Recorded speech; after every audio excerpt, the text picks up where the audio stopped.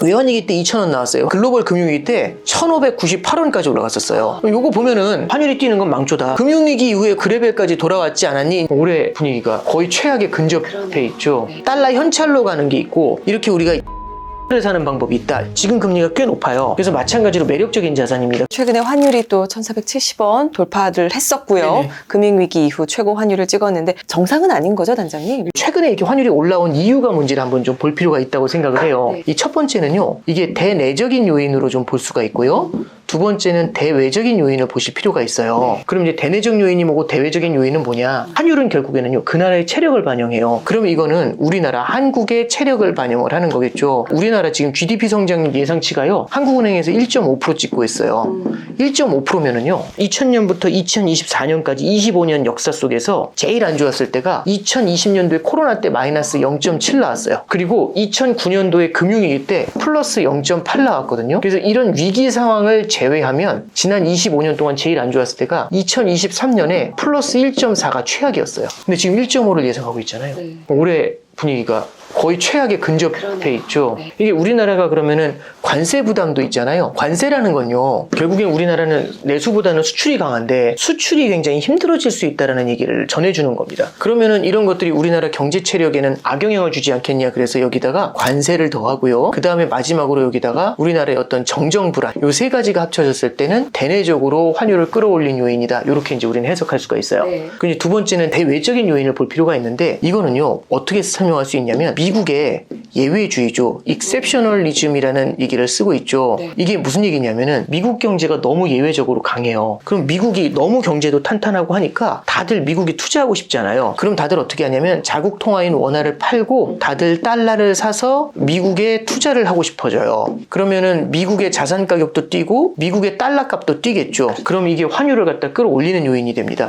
그래서 이 대외적인 요인, 미국의 예외적인 성장, 이 두 가지가요, 달러를 끌어올리는 그런 요인이 돼요. 근데 한 가지 이제 말씀을 드리면, 환율 중에서도 대내적인 요인에 의해서 올랐느냐 대외적인 요인에 의해서 올랐느냐, 이거는 꼭 보실 필요가 있어요.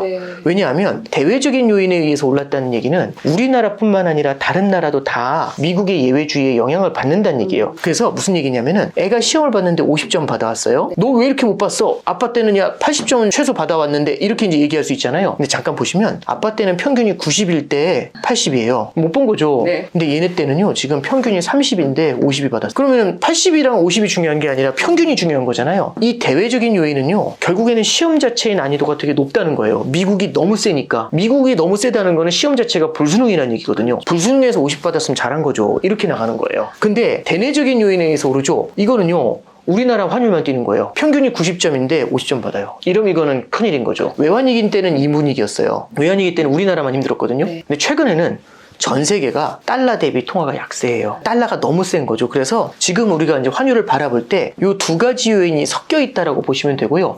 환율이 올라간 것 중에서 이쪽에 포커스가 가게 되면 좀 우울해지는 거고요. 이쪽에 포커스가 가게 되면 조금 위안이 된다. 이렇게 좀 설명할 수 있을 것 같아요. 지금 이렇게 환율이 계속 높아지는 게 위기의 시그널이라고 항상 이제 얘기를 하는데, 고환율이 지속되면 어떤 일이 벌어지나요? 교과서에 어떻게 나오냐면 환율이 올라가게 되잖아요. 이 환율이 올라가게 되면은 우리나라의 수입 물가가 뛰게 돼요. 그럼 우리나라 경제가 별로 안 좋은데 금리를 낮춰줘야 되는데 물가가 높으니까 금리를 많이 못 낮추는 문제가 생겨요. 그래서 이게 별로 안 좋은 겁니다라고 교과서에 나와요. 근데 두 번째는 뭐냐면, 환율이 올라가게 되면은 한국 제품 가격이 저렴해져요. 그러면은 이게 우리나라가 수출할 때 유리해지게 되거든요. 장단점이 있어요라고 교과서에는 이렇게 나와요. 실전으로 가면 뭐가 문제가 되냐면, 이거 보세요. 야, 그럼 환율이 올라가면 우리나라 제품의 가격이 싸지니까 수출이 잘 되잖아. 근데 문제는 뭐냐면, 이게 아까 전에 대외적인 요인에 의해서 환율이 올라가면은 우리나라 통화만 달러 대비 약한 게 아니라 전 세계 통화가 다 약해요. 그 얘기는 뭐냐면은 우리만 싸지는 게 아니라 전 세계 물건값이 다 싸져요. 그러니까 둘이 경쟁을 하는데 제가 싸게 만들었더니 똑같이 싸요. 그러면은 싸게 팔아봤자 경쟁력이 없는 거잖아요. 그래서 이런 것들이 희석시키는 효과가 있어요. 그래서 이제 환율이 올라갈 때도 교과서에 나와 있는 대로 보실 뿐만 아니라 이렇게 지금 현재 상황을 함께 바라보시는 게 되게 중요하고요. 두 번째는 이제 많은 분들이 얘기하시는 게, 환율이 올라가는 게 이게 망조다, 이게 망하는 거다, 이렇게 생각하시는 분들이 되게 많아요.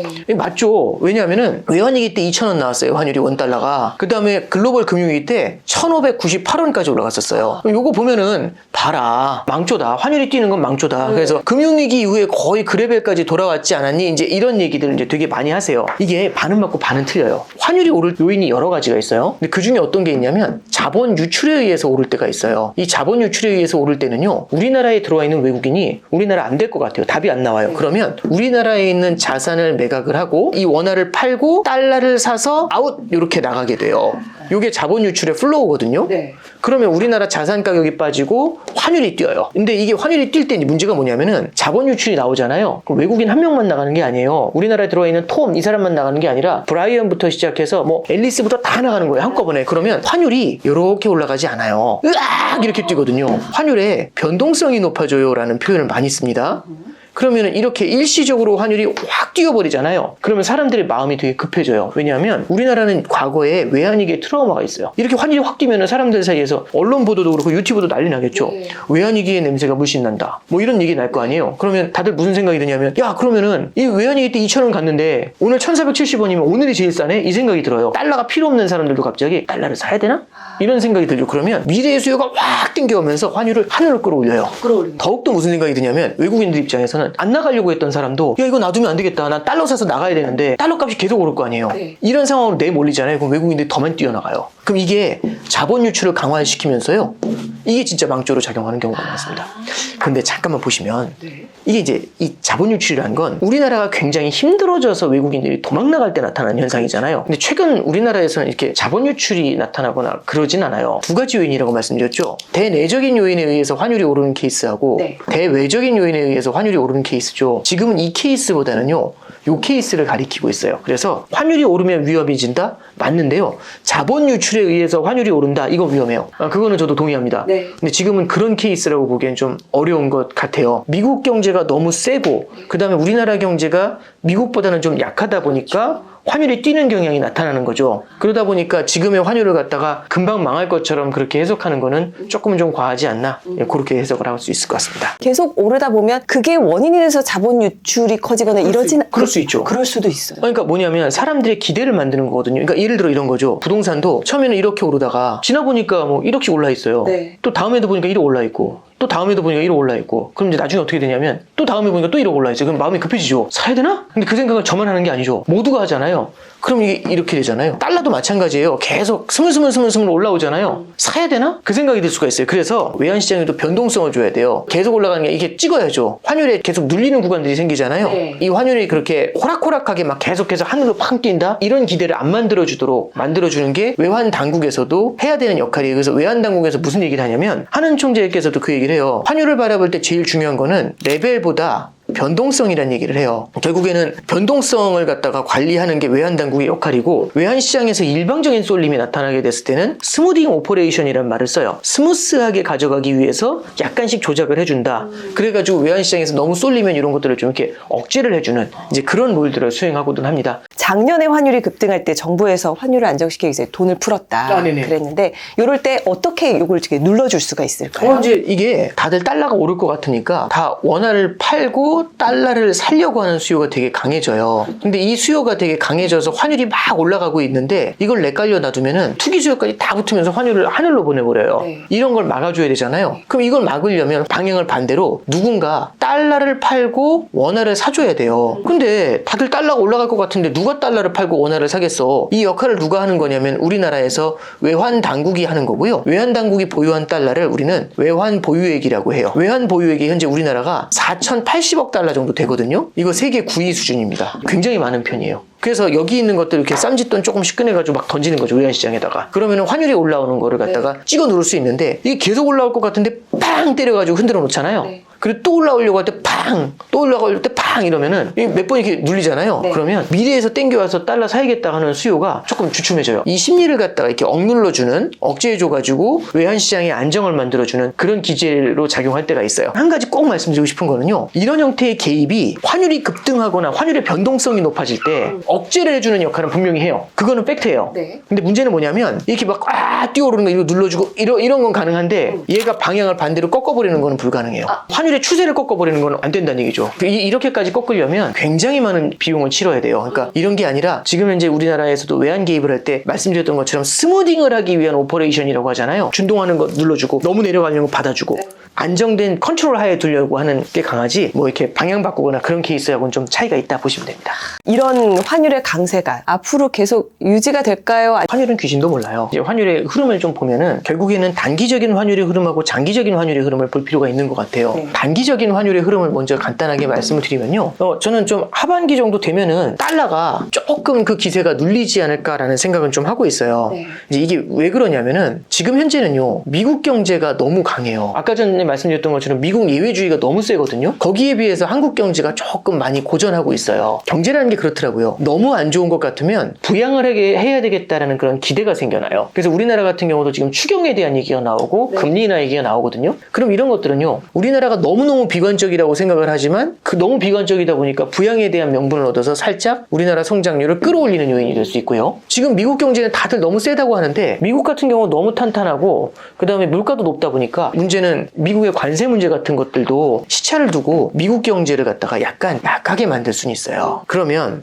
환율이라는 건요. 이 두 나라의 경제력의 차이를 반영하거든요. 그럼 지금은 둘의 경제력 차이가 되게 커 보이지만 네. 그래도 하반기로 가면 이게 조금 이 갭이 줄어들지 않겠는가라는 생각인 거죠. 우리나라가 미국을 넘어선다는 게 아니라 이 경제력의 갭이 줄어들게 되잖아요. 그럼 지금 이 큰 갭을 반영한 환율이 예를 들어서 아까 보셨던 것처럼 1470원이라고 한다면 네. 이 갭이 줄어들면은 이 1470원의 환율보다는 조금 내려오지 않겠는가라는 생각을 하는 거고 네. 하반기에 그러면은 환율이 빠진다 뭐 이런 말씀보다는 너무너무 셌던 달러가 하반기로 가면은 조금은 숨을 죽이지 않을까라는 그런 기대는 하고 있어요. 근데 지금 여태까지 말씀드린 것 중에 제일 중요한 표현은 이게 단기라는 거예요. 단기적으로는 이제 그렇게 보는데 장기적으로는 우리가 조금 긴 관점에서 한번 지금의 환율을 좀 바라볼 필요가 있는 것 같아요. 왜냐하면 장기적으로 환율을 바라봤을 때는요. 우리는 이제 뭘 봐야 되냐면은 우리나라의 체질이라는 걸 한번 봐야 될 것 같아요. 우리나라는요. 2000년대 들어와가지고 최근까지 가장 핵심적인 게 뭐냐면은 대중무역 흑자가 엄청났어요. 중국 특수였거든요. 그래서 웬만하면 달러를 계속 벌어들였어요. 그래서 달러 벌이가 되게 잘 됐던 거죠.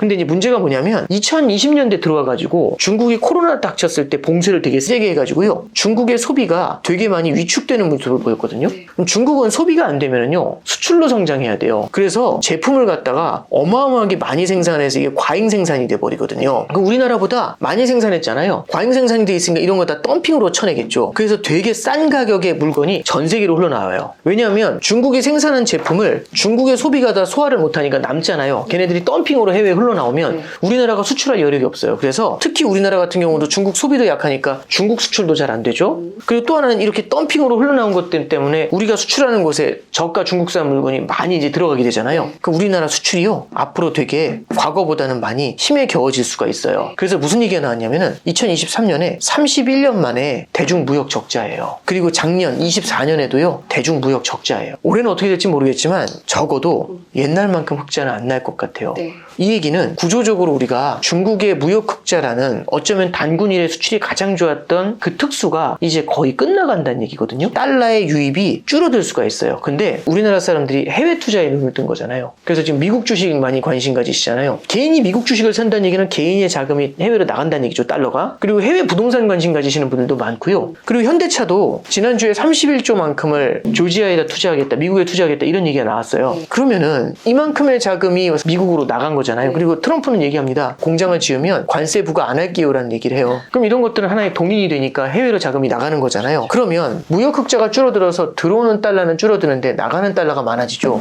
국내에 그러면 잉여 달러가 5년 후, 10년 후의 긴 시계열로 보면은 우리나라의 잉여 달러가 조금씩 줄어들 수 있죠. 옛날보다 유입이 환율을 이렇게 누르고 있는 요인이 이 힘이 약해지잖아요. 그러면 환율이 조금씩 들려 올라갈 수가 있죠. 그래서 지금의 환율이 1470원 이렇게 돼 있는데 어느 수준에서 이제 한국에 안정될지는 모르겠지만은 과거 레벨 우리가 이제 익숙했던 것처럼 막 1,000원, 1,100원 이 환율을 보는 게요. 생각보다는 쉽지 않을 것 같아요. 예, 그래서 우리가 이제 장기적인 관점에서 환율을 이제 그렇게 한번 좀 생각해 보시는 게 최근에 올라온 환율이라는 게 중간에 이게 눌릴 수도 있겠지만 단기적으로는 어쩌면은 꽤 오랜 동안 과거보다 높은 레벨의 환율을 정당화시키는 요인이 되지 않겠나 뭐 그런 생각은 좀 해보고 있습니다. 우리 월급쟁이들이 환율이 오르면 오를수록 뭔가 내 원화가 녹아내리는 거 아닌가 이런 걱정들도 많이 하시는데 네네. 지금이라도 뭐 달러나 미국 자산을 좀 확보해야 되나 이런 고민도 많이 하시거든요. 네네. 조언 좀 해주세요. 저는요 첫 번째는 개인이 단기적인 관점에서 환차익 기대하면 거의 망해요. 환율은 귀신도 몰라요. 제가 앞에서 말씀드린 것도 또 상황이 바뀔 수 있어요. 꼭 그거는 꼭 기억을 하세요. 왜 환율이 왜 어렵냐면 이런 게 있어요. 주가 조작국 이런 건 없어요. 금리 조작국도 없어요. 환율 조작국은 있어요. 왜냐하면 환율은 내 나라 통화를 약하게 만들었을 때 수출하기가 유리해지니까 미국이 환율 조작국을 6개월 만에 다 때려요. 그러니까 그 얘기는 뭐냐면 환율이라는 거는 다른 어떤 나라의 어떤 이슈보다 민감해요. 그래서 일본의 금리가 얼마인지 궁금하지 않잖아요. 네. 근데 우리나라 사람들이 엔화 환율에는 되게 민감하죠. 그러니까 환율이 제일 중요해요. 어느 한 국가가 너무 일방적인 환율의 움직임을 가져가는 걸 서로 되게 싫어해요. 그래서 견제도 되게 많이 하고 그래서 각국 간의 공조를 통해 가지고 환율을 갖다 내리 누르는 경우도 있고 그래서 시장 원리가 아닌 걸로 적용되는 경우들도 있어요. 그러면은 그런 일이 언제 벌어집니까? 쏠릴 때예요. 그럼 쏠릴 때가 언제입니까? 내가 외환 투자에 전혀 관심이 없어요. 예를 들어 갑자기 달러를 사야 되나? 엔을 사야 되나? 이런 생각이 들잖아요. 그게 쏠린 거예요. 관심이 없는 사람이 갑자기 사고 싶잖아요. 이런 게 쏠리는 거예요. 그러면 보통 고점 잡는 경우 되게 많아요. 그래서 단기적으로 환차익 기대하고 들어간다. 이런 거 조심하셔야 돼요. 이런 거. 그래서 절대. 이런 거 하지 말라. 네. 이런 말씀 꼭 하나 드리고요. 네. 두 번째는요. 중장기적인 관점으로 말씀드릴게요. 이 중장기적인 관점에서는요. 제가 무슨 말씀을 드렸냐면 과거하고 우리나라의 환경이 바뀌었다는 말씀 드렸잖아요. 그럼 이 과거하고 환경이 바뀌었다는 얘기는 이렇게 해석할 수 있어요. 환경이 바뀌었다. 결국엔 우리가 중국 특수에서 벗어났다는 얘기잖아요. 그럼 우리나라로 거대한 달러 유입이 많이 줄어들 수가 있어요. 그럼 옛날에 비해서 아까 말씀드렸던 것처럼 환율의 변동성이 높아질 수 있거든요.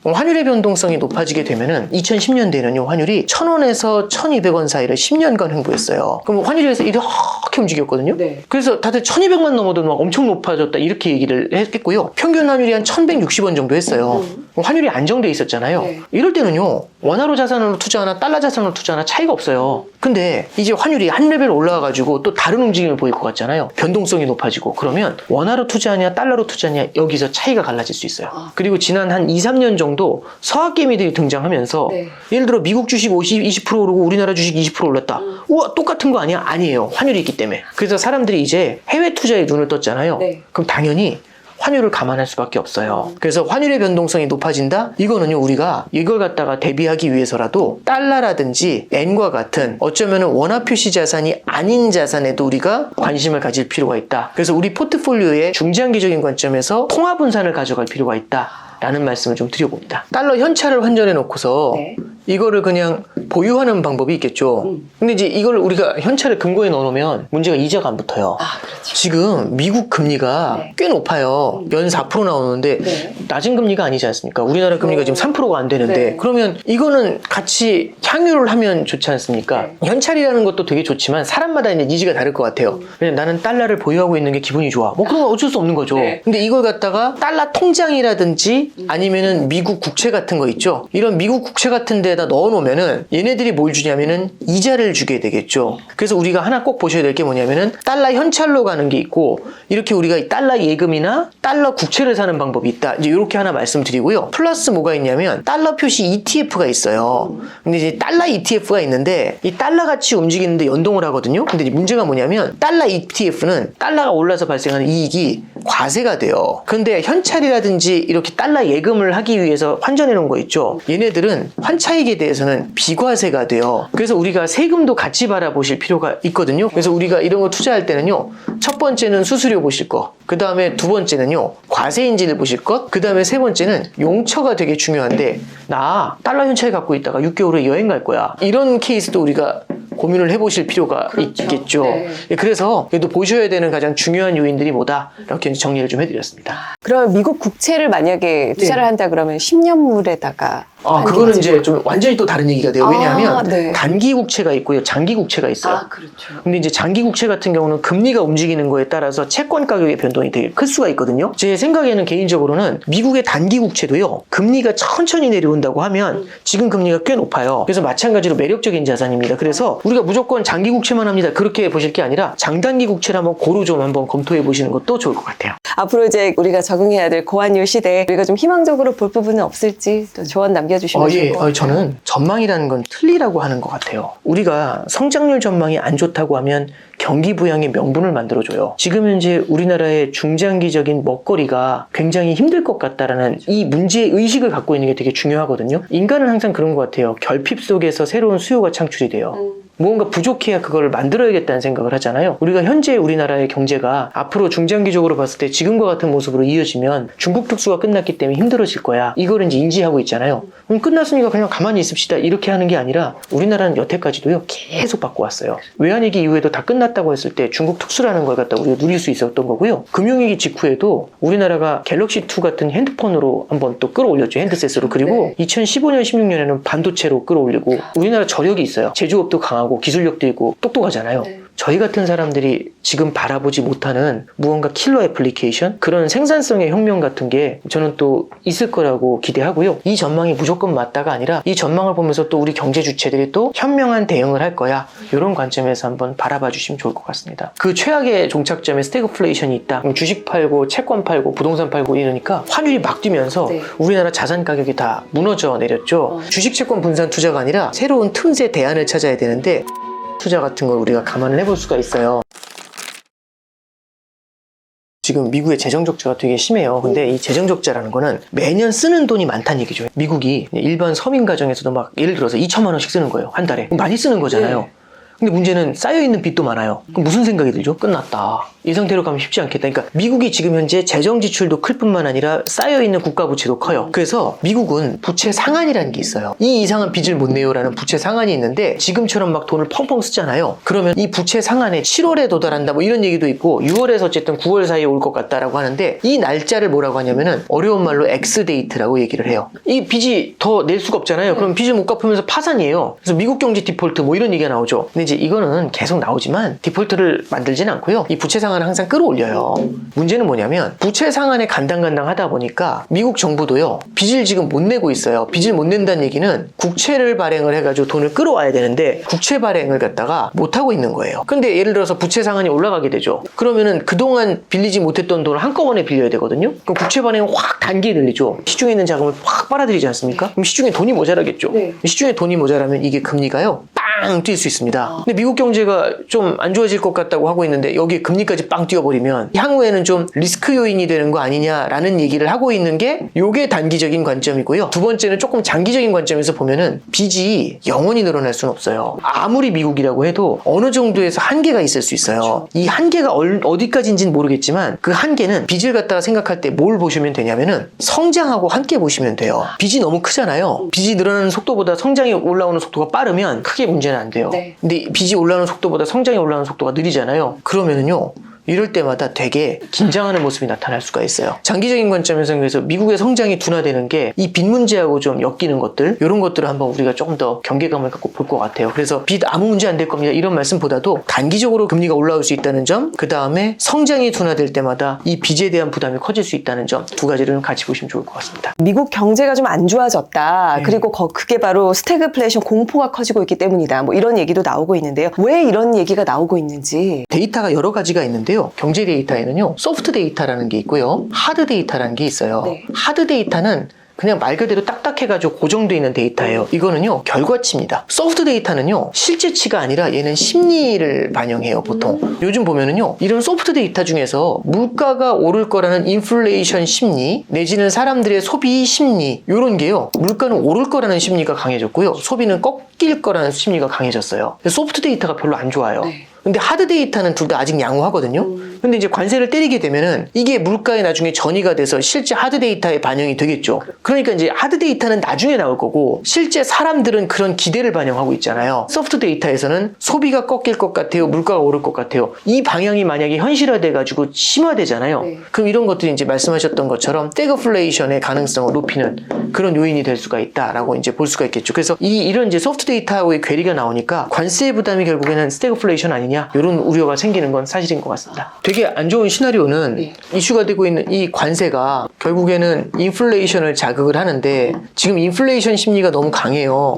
인플레이션이 고착화되는 문제가 생기거든요. 그러면 이 관세가 꽤 긴 인플레이션을 만들어내요. 그럼 연준이 금리를 인하해 주기가 어렵거든요. 미국의 성장이 위축이 될 수가 있어요. 금리 인하가 못 들어와 주잖아요. 거잖아요. 결국엔 관세가 굉장히 미국 경제를 어렵게 만드는, 그래서 말씀해 주셨던 것처럼 스태그플레이션의 냄새, 이걸 이제 물씬 풍기는 게 가장 안 좋은 시나리오가 되겠죠. 그 최악의 종착점에 스태그플레이션이 있다, 이런 걱정을 하고 있는 겁니다. 그럼 반대로 어떤 시나리오가 있냐면, 이 관세라는 거를 물론 지금은 되게 하드하게 가져가지만 트럼프 행정부에서도 그 얘기를 하거든요. 이 관세의 부작용이라는 게 있으니까 이 관세를 갖다가 처음에는 높게 유지하지만 향후에는 낮춰줄 거야, 이런 얘기들을 많이 하거든요. 그래서 협상이라든지 이런 것들이 원활하게 돼가지고 관세 문제가 단기 이슈로 사라져버리는 케이스죠. 단기 이슈로 완화가 된 상태가 되면은 이게 물가라든지 성장이라든지 금리에 미치는 영향이 그렇게 크지가 않을 수 있죠. 자기들 것만 너무 가져가는 게 아니라 전 세계적으로 좀 이렇게 공조를 좀 했으면, 그러면 이 문제가 오히려 좋게 풀리지 않겠는가. 이제 그게 이제 가장 희망적인 시나리오다, 이렇게 생각을 하고 있습니다. 결론적으로는 어떻게 협상이 돼가지고 최종안까지 나가게 되느냐, 이제 그게 이제 이슈거든요. 아마 하반기에는 그 얘기들이 좀 불거져 나올 것 같고요. 그때쯤에 이제 안정세를 기대해 볼 수 있지 않겠나 생각을 하고 있습니다. 자, 최악의 아까 시나리오라고 하신 스태그플레이션이 올 경우 우리나라에 또 어떤 일이 벌어질지도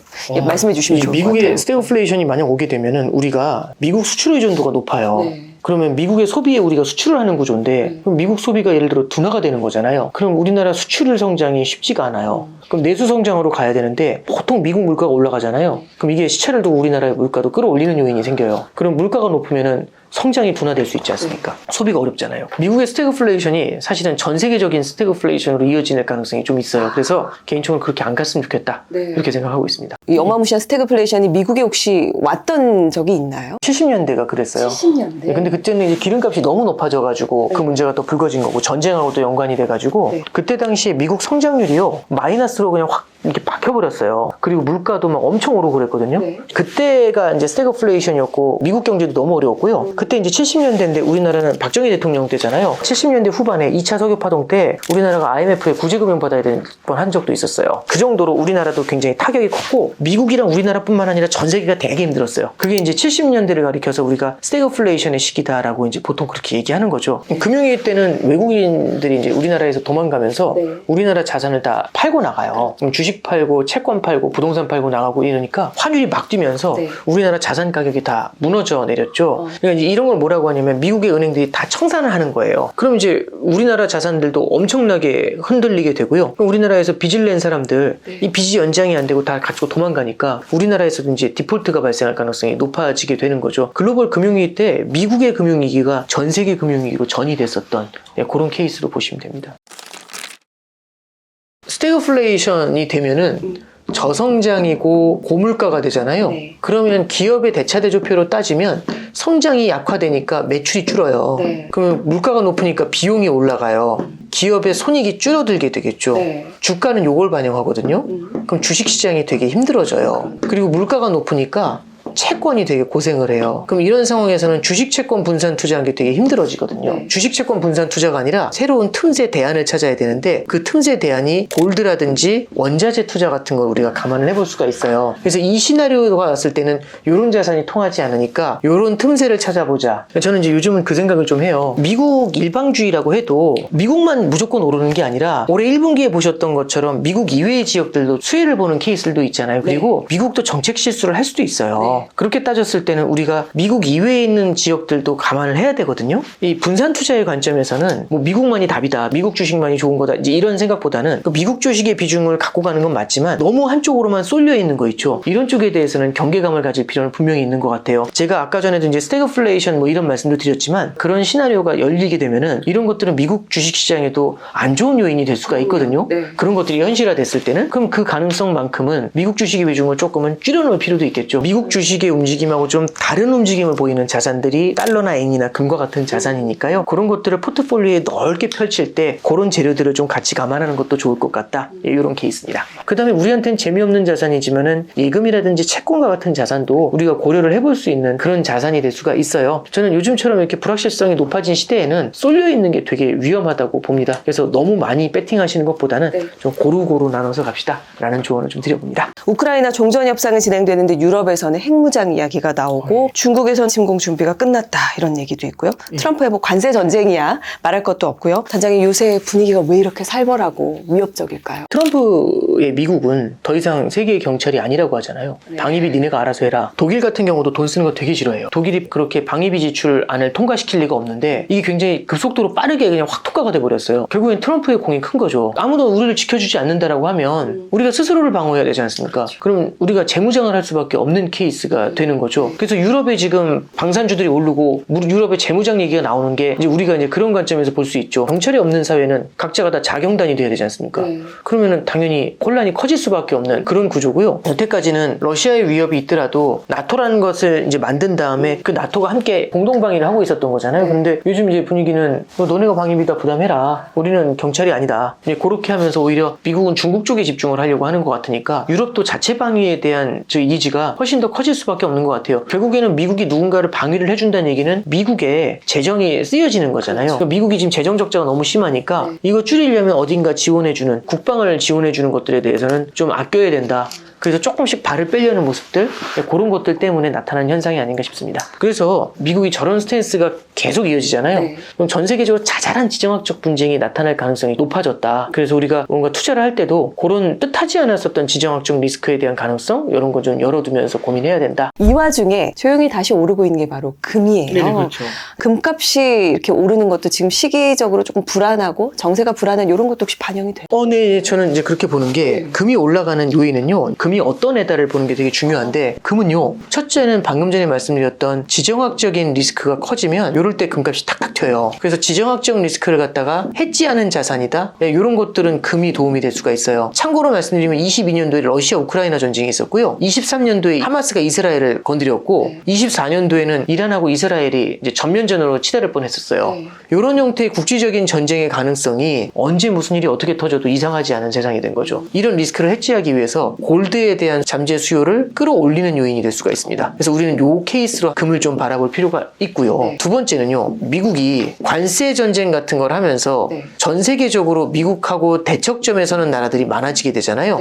그러면서 이제 미국하고 사이 안 좋아지면 답 없다 해가지고요. 브릭스 국가들 같은 경우는 지금 달러에서 벗어나서 다른 나라 통화 써야 되는 거 아니냐? 이런 얘기하면서 그럼 달러 말고 다른 통화를 가지고 외환보유고에 담으려면은요. 골드가 이제 대표적인 케이스가 되겠죠. 그래서 과거하고 달라진 어떤 국제적인 관계, 국제 정세나 지정학적인 리스크 이런 걸 바라보면은 골드에 대한 잠재 수요가 향후에도 좀 늘어날 것 같다. 이렇게 볼 수 있을 것 같습니다. 근데 요즘 말씀 들어보니까 골드는 안전하게 계속 오르는 자산이야. 안 그럴 수 있거든요. 왜냐하면 금 가격이 70년대에 뭐 크게 올랐다가 한참 고생하고 요 79년도에 고점이었다가 07년도인가 돌아와요. 07년도부터 해가지고 또 이게 쭉 올라서 11년도에 고점이었다가 여기서 한번 빵 맞은 다음에 이 고점으로 돌아오는 게 2020년도에 돌아와요. 그러다가 이게 지금 요렇게 올라온 거예요. 여기 사신 분은 되게 고생하신 거거든요. 근데 우리는 금은 안전해요 라고 생각을 하시는 경향들이 좀 있어요. 긴 호흡에서는 그런 성격을 갖고 있는 건 맞거든요. 근데 순간순간만 바라보게 되면은 얘네들도 이제 너무 과할 때는 들어갔을 때는 고전하는 경향들이 좀 있었어요. 그래서 금은 놔두면 계속 올라요. 상당 부분 동의하는 건데 그거는 긴 호흡에서 바라보셨을 때 긴 관점에서 뭐 한 10년 정도 놔둬볼래 이러면서 접근하셔야지 이게 1년 후에도 오르고 2년 후에도 오르고 이런 건 아니니까 매일매일 오르는 자산은 아니에요. 그런 자산은 이 세상에 없어요. 금이 어떤 특성을 갖고 있냐 안전자산이면 빠질 리가 없잖아요. 그래서 안전한 투자다라는 관점 요거는 좀 조심하셔야 돼요. 과거에도 이렇게 고생한 적이 있었다 이렇게 보시면 되고요. 대신에 이제 금이 안전자산이다라는 얘기를 하는 가장 큰 이유 중에 하나가 뭐냐면 앞서 말씀드렸던 것처럼 지정학적인 리스크가 터졌을 때 금 가격이 뛰는 요인이 보였었죠. 그래서 그런 것들을 해지하는 것들이 금의 하나의 특성이 됐었던 거고 두 번째는요. 위기가 찾아오잖아요. 위기 때 금가격이 같이 떨어져요 보통. 근데 이 위기를 커버하려고 보통 돈을 뿌려요. 그럼 돈을 뿌리는 게 이 돈이 종이돈이잖아요. 그럼 이 종이돈의 반대편에 있는 금을 실물화폐라고 하거든요. 금이 좋아져요. 왜? 종이돈이 타락하니까. 금 1온스당 10년, 20년 전에는 300달러였거든요. 근데 지금 3,000달러잖아요. 그러면 20년 전에 금하고 지금의 금하고 달라진 건 없잖아요. 똑같죠. 뭐 금이 빈티지가 있는 것도 아니고. 그러면 뭐가 차이가 났을까? 종이돈이 많이 찍힌 거예요. 이 중간에 뭐가 있었냐면 이때가 금융위기 때예요. 이때가 코로나 때예요. 그때 종이돈이 많이 찍히잖아요. 근데 만약에 종이화폐를 안 풀고 그냥 같이 죽자 이러면 그럴 땐 금도 고생할 수 있죠. 그러면 금은 이게 금리랑 좀 연결이 된다고 봐도 될까요? 금리랑도 연결이 돼요. 종이돈은 이자를 줘요. 근데 금은 이자를 안 줘요. 근데 금리가 올라가면은 이 종이돈의 이자를 더 준다는 얘기잖아요. 그럼 보통 금의 상대 매력이 떨어져요. 그래서 이 금리가 내려오면 종이돈의 매력이 떨어지니까 금값이 뛴다 이렇게 보통 얘기를 하거든요. 근데 꼭 그런 것만은 아니에요. 예를 들어서 금리가 올라서 성장이 박살나잖아요. 그럼 이 성장 박살난 걸 메우려고 돈을 풀잖아요. 그럼 이런 걸 자극해요. 여러 단계로 가져가 보면은 교과서처럼 움직이는 건 아니고 그런 경향이 있다라는 정도로만 판단하시는 게 좋을 것 같습니다. 지정학적 리스크가 또 앞으로 이제 또 커질 것이다 라고 또 얘기를 해주셨는데 그럴 때 주로 봐야 할 또 부의 시나리오는 좀 어떤 부분이 근데 있는지 이게 이제 그때 어떤 걸 말씀드렸냐면 성장에는요 두 가지가 있어요. 고성장과 저성장이 있고 물가에도 고물가와 저물가가 있어서 고성장 고물가, 그 다음에 저성장 고물가, 그 다음에 고성장 저물가, 저성장 저물가라는 4개의 시나리오가 나와요. 이게 이제 경제를 둘러싸고 있는 환경인데, 그러니까 예를 들어 성장이 좋을 때는 주식이 되게 좋고요. 성장이 둔화되면은 이럴 때에는 채권이 좋을 수가 있어요. 물가가 높을 때에는요, 금이라는 자산이 좋을 수가 있고요. 그 다음에 물가가 안정될 때는 마찬가지로 채권이 좋을 수가 있어요. 그러면 이제 우리가 말씀드렸던 것처럼 이런 자산들을 넓게 펼치고 가는 게 되게 좋을 것 같고, 성장도 어느 지역의 성장이 더 세게 나올 수 있으니까 성장이 특정 국가가 성장이 셀 땐 지금의 미국처럼 그럼 달러 자산으로 몰려갈 수도 있거든요. 그렇기 때문에 이런 성장의 퀄리티라든지 이런 다양한 시나리오를 감안하면은 이런 자산들을 좀 넓게 가져가시는 게 필요하실 것 같아요. 이런 자산들을 조금 구체적으로 좀 어떻게 사모아 가야 되는지. 금은요 결국에는 금 현물이라고 해가지고 이게 골드바예요. 실제 골드바를 사시는 방법이 있고요. 그 다음에 두 번째는요, 은행에 가시면은 골드 뱅킹이라고 해가지고 이 금 통장이 있어요. 금 통장을 가입하시는 방법이 있어요. 달러 통장은 달러는 안 보이지만 그 통장 안에 달러가 들어있는 거잖아요. 그래서 금을 통장처럼 쓰는 방법이 있고, 세 번째는 골드 관련 ETF를 투자하시는 방법이 있어요. 그 다음에 네 번째는 KRX에서 나와 있는 금 지수를 갖다가 사시는 방법이 있어요. 4가지 정도로 보통 정리가 되는데 이 4가지가 각각 다 장단점이 있어요. 이 문제는 뭐냐면 금 현물 같은 경우는요, 살 때 수수료가 좀 비싸고요, 살 때 부가세가 10% 나와요. 그럼 이거 누가 사냐라고 생각하실 수 있지만 이런 특성이 있어요. 금 가격이 올랐을 때 그 가격 오른 거에 대해서는 과세가 안 돼요. 예, 그리고 이제 두 번째는요, 현물을 갖고 있다는 게 느낌이 있어요. 부동산도 리츠를 투자한 거하고 내가 부동산 갖고 있는 건 다르잖아요. 금 현물을 보면 되게 기분이 좋아요. 그거는 제 생각에 돈으로 형언할 수 없는 가치가 분명히 있는 것 같아요. 그래서 골드바를 내가 보유하고 있었을 때 그 행복이라는 거는 조금 다른 케이스라서 이건 조금 다른 차원에서 고민해 주셔도 좋을 것 같고, 그 두 번째는요, 금 통장 같은 경우는 골드 현물에 비해서 수수료는 싸요. 근데 금의 차익에 대해서는 과세가 돼요. 그리고 골드 ETF도 마찬가지로 과세가 돼요. 결국에는 앞서도 달러도 비슷하게 말씀드렸지만은 결국에는 과세가 어떻게 되는지 플러스 현물을 가져가면서 이 현물의 가격 상승에 대해서 수수료가 어떻게 되는지, 그 다음에 이 가격 상승에 대한 과세는 또 어떻게 되는지, 요거를 이제 같이 좀 바라보시면서 접근하시는 게 되게 좋을 것 같고요. KRX 금 같은 경우는요, 마찬가지로 요거는 과세가 안 돼요. 그래서 굉장히 좋은 편인데 문제는 최근에 이제 김치 프리미엄으로 되게 고생을 했는데 각자가 갖고 있는 장단점들은 다 분명히 좀 존재하는 것 같습니다. 그런 걸 감안하셔서 투자하실 때 접근하시면 좋을 것 같습니다.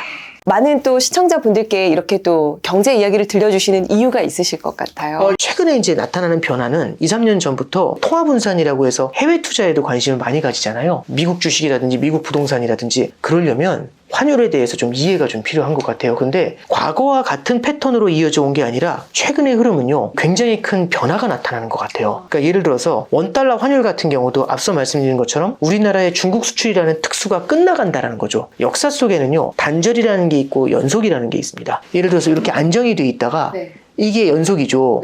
그러다가 갑자기 뭔가 이벤트 때문에 더 이상 이게 안정이 안 되면서 이렇게 변할 수도 있죠. 이런 것들이 단절 이후에 새로운 연속이 나타나는 거거든요. 원달러 환율 같은 경우는 중국 특수가 끝나갔다라는 게 하나의 변화니까 우리가 환율을 바라볼 때 옛날의 기억만 갖고서 접근을 하면 되게 고전할 수 있거든요. 그래서 달러의 대전환을 이런 관점에서 본 거고, 그 다음에 일본 같은 경우도 30년 동안 디플레이션에 늪에 빠져 있어서 엔약세를 가져가는 게 굉장히 좋았어요.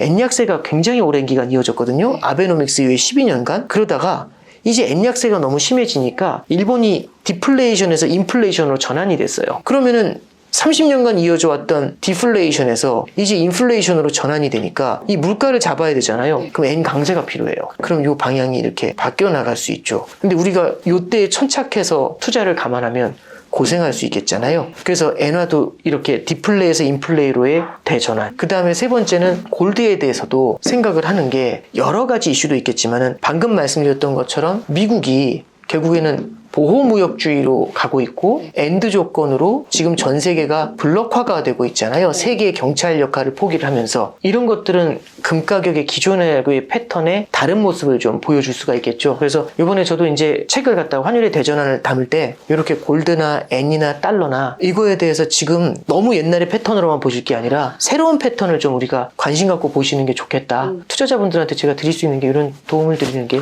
그게 최선인 것 같아서 이렇게 좀 고민을 해봤습니다. 원래는 전공이 신문방송학과를 나왔거든요. 그래서 은행에 들어올 때까지 경제를 잘 몰랐어요. 네. 근데 이제 은행에서 업무를 하고 특히 이렇게 매크로 경제 보는 일들을 좀 하다 보니까 어느 타이밍에서 어떤 게 힘들었는지를 좀 기억을 하잖아요. 제가 겪어왔었던 어려움들이 어디서 이제 말씀을 드리다 보면 이 부분 어려워하실 텐데 왜냐면 제가 그걸 다 기억이 나요. 그래서 이제 그런 것들을 갖다가 설명해 드리는 걸 좀 하다 보니까 많은 분들이 좀 더 좋게 봐주시는 부분은 분명히 좀 있는 것 같아요. 환율의 대전환 같은 경우는 또 우리 월브TV 시청자분들을 위해서도 선물을 준비하셨다고 들었어요. 저희가 또 댓글 남겨주시면 또 추첨을 통해서 선물을 드리기 때문에 자세한 내용은 고정 댓글을 꼭 참조해 주시고요. 오늘도 귀한 시간 내주셔서 진심으로 감사드립니다. 단장님, 감사합니다. 고맙습니다.